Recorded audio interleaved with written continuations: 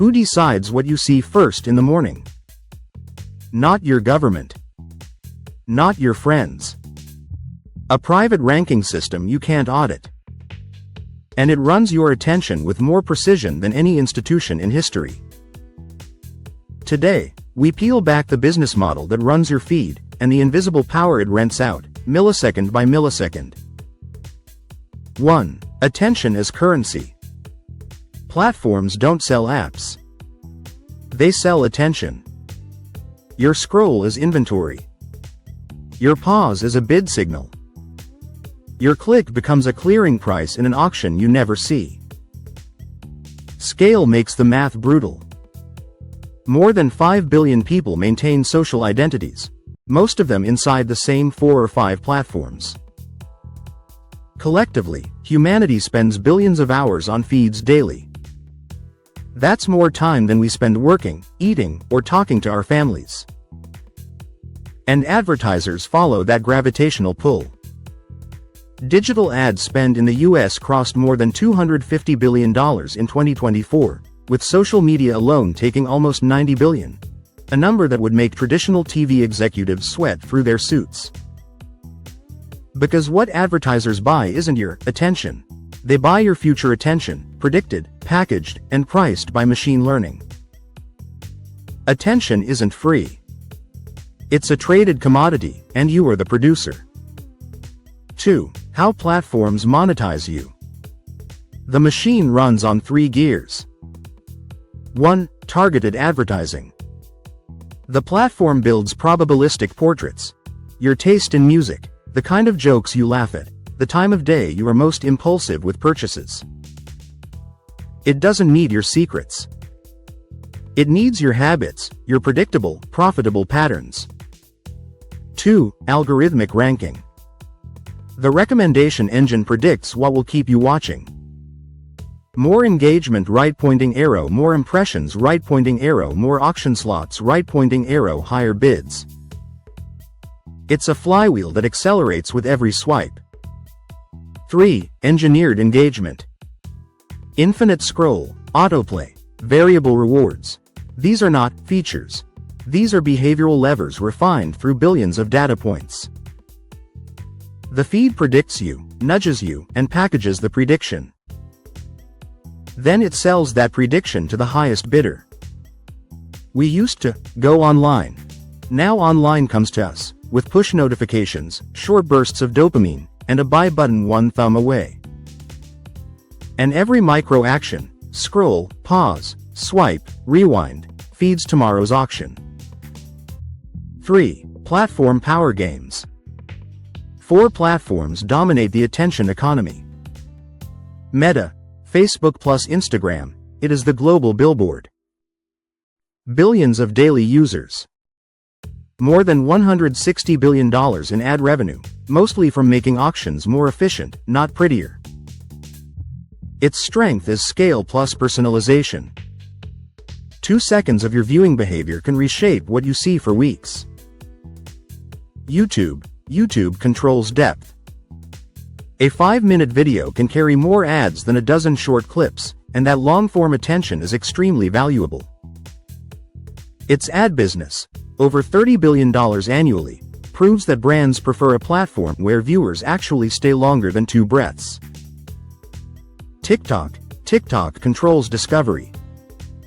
It replaced the social graph with the curiosity graph, the idea that strangers who like the same comedy clip are more relevant than your classmates from 2008. It turned short video into an arms race. Surprise plus novelty plus pace equals dominance. The rest of the industry copied it because it works. X, formerly Twitter, X is smaller, but its influence per user is huge. Newsrooms, politicians, analysts, the people who shape discourse congregate there, which gives the platform more cultural leverage than its revenue suggests. Despite their differences, all 4 run on one lever: ranking and moderation control visibility. A single algorithm tweak can tank a business. A moderation change can shift the tone of global conversation. And because moderation affects ad safety, it affects revenue, and therefore policy. The feed is not neutral. It is a marketplace with rules you don't vote on. 4. Creators, RPM, and incentives. Creators are the supply. The platform is the demand. Advertisers pay for CPM, cost per thousand impressions. Creators receive RPM, revenue per thousand views after cuts. This difference shapes the entire creator ecosystem. To chase RPM, creators adapt faster hooks, shorter intros, tighter editing, punchier pacing, more subtitles, cliffhanger handoffs. The algorithm rewards retention. Retention rewards revenue. Revenue rewards formats that push our psychology. This is why outrage works. Novelty works. Rapid edits work. Visual density works.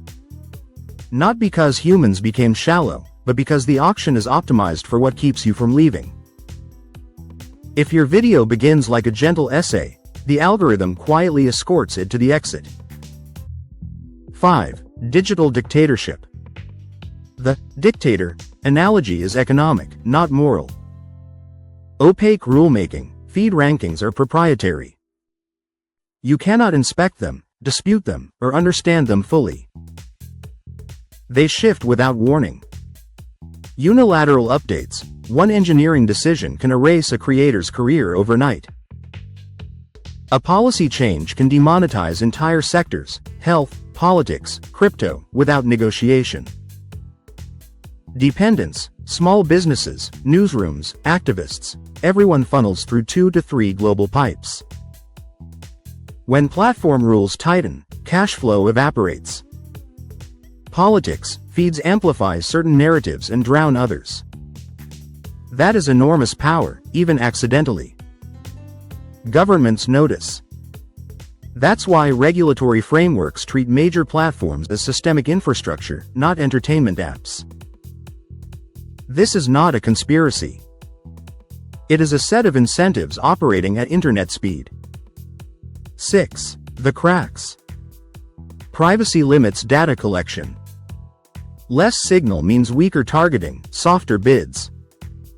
So platforms chase new loopholes, new signals, new, privacy-safe, profiling.